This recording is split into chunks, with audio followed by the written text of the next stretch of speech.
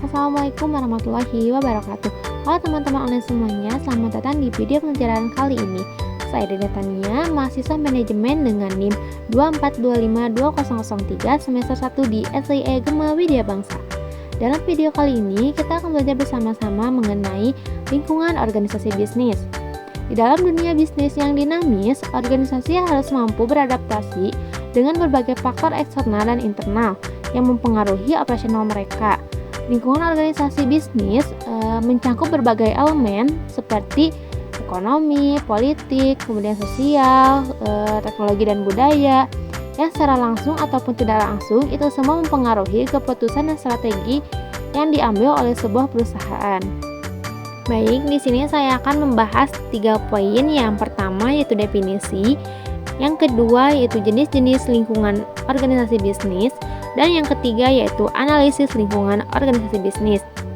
Kita masuk ke pembahasan yang pertama yaitu definisi. Lingkungan organisasi bisnis adalah faktor-faktor eksternal dan internal yang mempengaruhi operasi, strategi, dan kinerja sebuah bisnis. Memahami lingkungan ini sangatlah penting agar organisasi dapat beradaptasi, mengidentifikasi peluang, dan mengatasi ancaman. Baik, masuk ke pembahasan yang kedua yaitu jenis-jenis lingkungan organisasi bisnis. Jenis lingkungan organisasi bisnis terbagi menjadi 2 yaitu lingkungan internal dan eksternal. Yang pertama yaitu lingkungan internal adalah faktor-faktor di dalam organisasi yang dapat dikendalikan langsung oleh manajemen. Faktor ini menentukan bagaimana organisasi berfungsi dan beradaptasi terhadap tantangan eksternal. Faktor-faktor ini mencangkup yang pertama yaitu sumber daya manusia, yaitu seperti karyawan dan manajer yang menentukan efisiensi operasional. Kemudian yang kedua yaitu struktur organisasi seperti sistem hierarki, pembagian tugas, dan jalur komunikasi. Kemudian yang tiga, budaya perusahaan seperti nilai, norma, dan kebiasaan yang mempengaruhi perilaku karyawan. Yang keempat yaitu aset dan sumber daya seperti fasilitas fisik, teknologi, modal, dan kemampuan organisasi. Yang kedua yaitu lingkungan eksternal.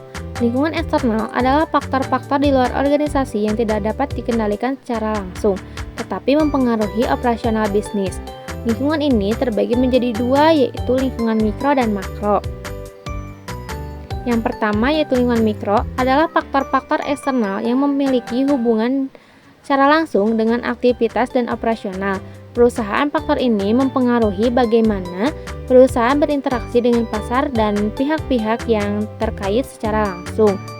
Kemudian ada beberapa unsur yang berada di lingkungan mikro adalah yang pertama yaitu pelanggan, di mana konsumen membeli produk atau jasa perusahaan, kebutuhan dan keinginan pelanggan menentukan strategi pemasaran. Yang kedua yaitu pemasok, adalah tempat atau penyedia bahan baku, produk atau layanan yang mendukung untuk perusahaan. Ketergantungan pada pemasok dapat mempengaruhi biaya dan keberlangsungan produksi. Kemudian yang ketiga yaitu pesaing. Perusahaan yang lain menawarkan produk atau jasa yang serupa. Kompetisi ini dapat mempengaruhi pangsa pasar, harga, dan inovasi. Kemudian yang terakhir yaitu distributor, yaitu pihak yang bertanggung jawab untuk menyampaikan produk dari perusahaan ke pelanggan dengan efisien. Distributor ini mempengaruhi ketersediaan produk di pasar. Yang kedua yaitu lingkungan makro. Lingkungan makro adalah faktor-faktor eksternal yang mempengaruhi seluruh industri pasar secara luas. Faktor ini bersifat tidak langsung dan berada di luar kendali perusahaan. Ada beberapa unsur yang berada di lingkungan makro. Yang pertama, politik, yaitu kebijakan pemerintah, stabilitas politik, dan hubungan internasional. Contohnya seperti peraturan pajak, lisensi usaha, atau kebijakan perdagangan. Yang kedua, ekonomi, adalah kondisi ekonomi yang mempengaruhi daya beli konsumen dan biaya operasional. Contohnya seperti inflasi, suku bunga, pengangguran, dan nilai tukar mata uang.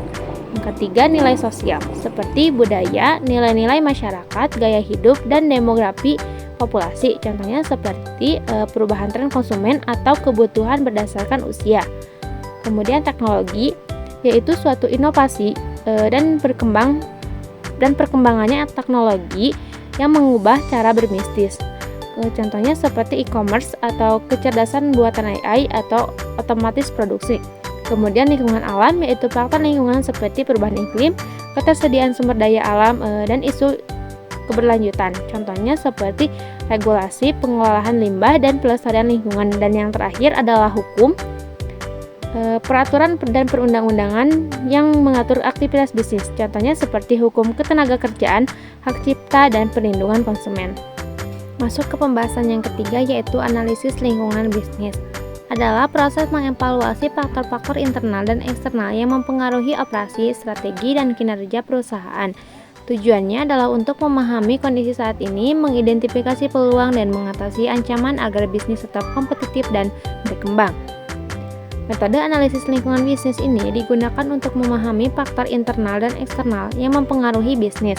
Berikut adalah beberapa metode utama yang sering digunakan. Yang pertama yaitu analisis SWOT atau SWOT.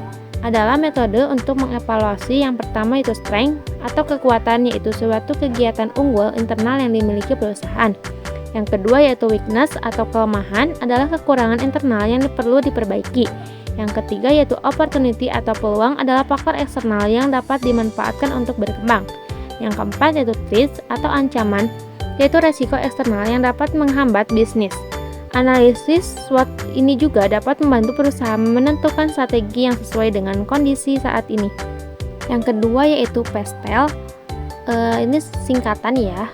Yang pertama itu politik, untuk menganalisis kebijakan pemerintah dan stabilitas politik. Yang kedua ekonomi, untuk menganalisis inflasi, suku bunga, dan daya beli masyarakat. Yang ketiga sosial, untuk menganalisis budaya, tren, dan demografi. Yang keempat teknologi, untuk menganalisis inovasi yang mempengaruhi bisnis. Yang kelima yaitu environmental atau lingkungan, untuk menganalisis isu keberlanjutan dan perubahan iklim. Yang keenam hukum, untuk menganalisis peraturan dan hukum. Dengan menggunakan metode analisis PESTEL ini, kita dapat memahami peluang dan resiko dari lingkungan makro. Yang ketiga yaitu ada analisis Porter's Five Forces, adalah menganalisis daya tarik industri melalui 5 kekuatan utama. Yang pertama yaitu ancaman pendatang baru, yang kedua daya tawar pemasok, yang ketiga daya tawar pelanggan, yang keempat ancaman produk substitusi, dan yang kelima persaingan antar perusahaan. Dengan menggunakan metode analisis ini, kita dapat menilai daya saing bisnis di dalam industri. Demikian pembahasan kita kali ini mengenai lingkungan organisasi bisnis. Semoga informasi yang saya sampaikan dapat membantu teman-teman dalam memahami materi dengan lebih baik. Jangan lupa untuk terus mengasah pengetahuan dan keterampilan kalian. Jika merasa ada hal yang perlu didalami lebih lanjut, saya sarankan untuk mempelajari referensi tambahan atau berdiskusi dengan teman-teman yang lainnya. Terima kasih telah menonton. Wassalamualaikum warahmatullahi wabarakatuh.